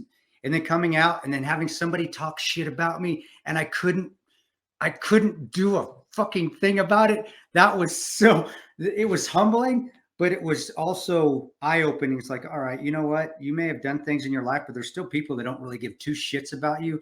That's okay. Sure. Let it go. And then of course the Wreck-It Ralph, when I watched it and you just don't, Wreck-It Ralph, you don't read the comments. And stopping to read, just not reading in the comments and not looking and just realizing some people are going to like me, some people aren't. And that's just how it is. I always say I'm a New Englander at heart, and I came from an area at the time, Bill Burr, Joe Rogan, Dana White, Jay Cutler, the bodybuilder. A lot of us came out of that general area. It's tremendous. Jay Cutler's amazing. Wow. And we're all great friends. And Jay's office is right around the corner. Yeah, Jay Cutler, Mr. Bodybuilder, Jay Cutler. Yeah. That's how I grew up. I feel like all those guys are in Vegas. Idolize those guys. Lee Haney and Jake. We're in the same parking lot, so we're always all talking, always all hanging out. Wow. We know all the same people, and we're all in the same back rooms. So, I grew up in a way that I always said this: expect nothing, blame no one, do your job, just focus on that. Yep. That's put your head down and move forward. And I always try to tell people, if you approach everything as if your life depended on it, nobody wants to live that way. No one wants to stress themselves out to the max. Be better about taking what the universe gives you. Don't get into the dick measuring contest. Yep. Avoid all that stuff at all costs. Like, hey, I'm over here. No one knows their role better than I do. I was on a range one time, and this is a funny story. My friend Ruben Alvarez was there. You can look these people up and ask them. And we were training SWAT operators, and he's looking at me almost like, what are you doing here? You're not operational. You didn't kick in 95 doors. Even though I was one, he looked at me and I said, I'm here to make sure you don't die. And it was such a simple answer. We're all in a world, we're all trying to get to the same place. Yeah. We can get there together. You just have to determine who's in the car with you or who's going to grab the wheel and crash you. That's really what it's about. And when people use the most overused terms like circle and this and that, at the end of the day, your family and your closest friends are going to be in your circle. That's it. I might never have 10 hours of conversations with Chris, but I know kind of the path he's gone through. I've had a lot of friends go through it. I know people he knows. We know the same people. Yeah. He can call my number. If he wants advice, I'm here. As an industry steward and somebody like himself, we're all here for each other at the end of the day. And I think if people adopted that mindset, we'd go a lot further as an industry. But there's always somebody that's like, fuck Chris, I'm going to take something from him. How dare. And this really goes on, and people are amazed by it. Oh, no, it does, I saw it happen like this past week, Jack Murphy getting crap from some guy for, no good reason. How dare he get a 511 sponsorship? Fuck him. He doesn't know about pouches. He doesn't know pouches. Yeah. I mean, you have to laugh at it. And it's all insecurity and ego and bravado. And I always say, good, I'm glad Chris got that. I'm going to go get, fucking Dell computers. Who cares? Whatever. Shoot for the moon. Get what you want. And that's what's just when I stopped competing is when things started to happen. And that's what and I am too. And honestly, the family is all that matters. It really does. And if things come, they come. If they don't, they don't. But I tell my jiu-jitsu coach, I go to jiu-jitsu, right? I trained in martial arts for years and years. It's something I don't post about. I don't talk about. That's why I've had the Tom DeBlasses. I've had the guys on from the shows. I'm friends with all of them. Mickey Such just got, shout out to Mickey Such. He just got his blue belt, by the way. So shout out to him. You know, I see it as like this. I've always said this to him. I'm in an age and stage of the game where if I have to resort to my jujitsu, something went really, really bad. Something went. Yeah. And I think that, you know, we all kind of adopt that same mindset. And I tell people this all the time, and I think they're stunned by it. I've had a great life, and I've had great experiences, and I've had the luxury of being in some amazing places. I think life all boils down to a dinner time conversation. And when you're at the dinner table, everybody's going to tell their story. Look, I've been to the White House. I've met heads of state. I've done some cool shit, just like you both have. And I think I got a pretty cool story. I tell people this all the time when they try to intimidate or scare. I'm prepared to die. I'm okay with it. You know, I've done a lot of really cool shit, and I'm happy and proud of the place that I've gotten to. And I'm okay with that. And I think therapy and life kind of adjusts you to that. It does. No, that's one thing I can look back on is I never get worried, especially talking to businesses or anybody, because I've told CIA base chiefs to go fuck themselves. What makes you think that, you know, you're going to intimidate me with your conversation about, and that's not saying that's on a good note or bad note, but it's, hey, you're going to go out and win in life. That's all we're going to do. And if you don't like it, then you don't. If you do, you do. But bottom line is, I'm just going to keep moving forward. And I think that's what we take from this is you just continued to move forward. And the best compliment, the best compliment I ever got from a firearms executive, he looked at me one day, we were out, you're going to know this is a true story because of where we were. We were outside the Leatherneck Club in Las Vegas. So, and he said to me, he came up to me after having a couple of drinks and he said, "You just don't stop." And I looked at him and I said, "I never will." And remember the scene in Rocky when he goes, "Yep. You just have to keep coming. Just keep coming after people and keep coming after what your goal is and you'll reach it. Believe me, you know, put a picture on the wall, put a note in your wallet, whatever it is, wherever you want to be, and visualize it and go after it and just start putting people around you that can help get you there and can facilitate that, especially if you're weak in certain areas with all the technology and everything else.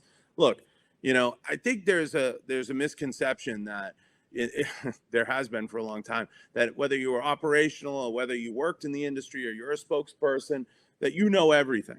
We don't know everything. No, not even close. No. That's why we're doing podcasts. Exactly. And that's why we go out and learn from other people. And that's why when they go and teach and train and have fun, I learned so much from new students coming in, just watching them and them asking a question that maybe I didn't even think about because I'm been in this so long that I've just become acclimated to different ways of doing things. And a new student comes in, well, what about this? That makes good sense, huh? Let me think about that. And that's what's the beauty of the industry. If you don't have the ego and you're able to train new people coming in. You and I could rattle off 10 names behind the scenes, and out of respect for them, because they're not here, I wouldn't say them, of folks that, you know, came into this industry with a lot of ego, a lot of bravado. There's a lot of guys that pound their chest and say, my friends from the special operations crew, you're coming in, going to take over, and they're going to do this. And I know you know some of the people I'm talking about. And they say all this shit. And I'm like, how? Chris has been marketing himself for 3, 4, 5, 6 years to get where he is. Where? And people think it's because you were over here or you did this over there or you did that. It doesn't mean anything in the end of the day. What it means is a segment of your life represented you being operational, or a segment of your life represented you writing a book. A segment of your life represented this, whatever this experience is. But where are you now and what are you doing now? And it's because of people like Ian. I don't give Ian props. Guys like this that said, hey, let's do a fucking podcast. I know what the fuck I'm doing. Roger that. Hey, let's go. Do you want to write another book? Cash it. Let's do another one. And let's talk about faith this time. You think that was my idea? Your latest book is awesome too, in that if people pick it up, like it's not just your experiences. No, and I feel like the guys that we've interviewed could honestly be a Patriots Creed Part 2. Like from all of these guys that we've had on. That was the whole issue with it. It was that third book that was, I'm through talking about me. I've worked with guys that have done so many more amazing things than me, and people don't hear about them. Let's talk about them.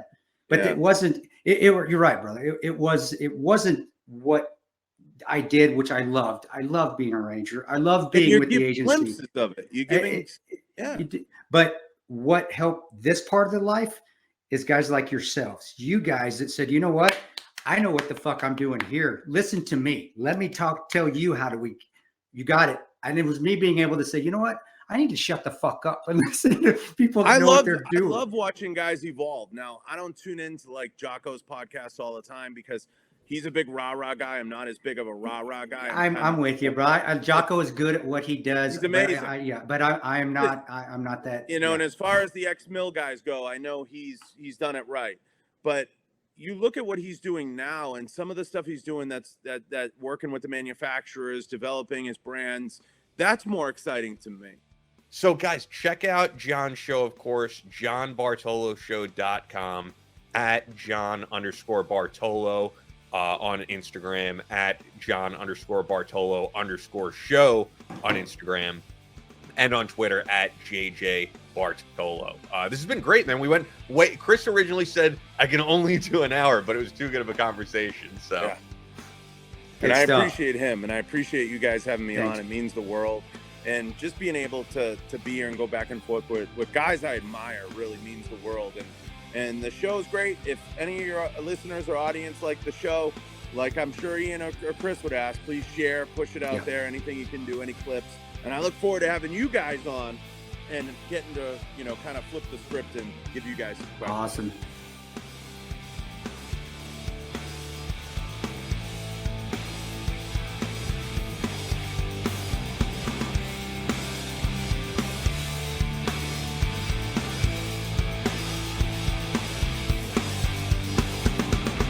That's all for this episode of the Battleline Podcast, but we'll be back on Monday with more American straight talk.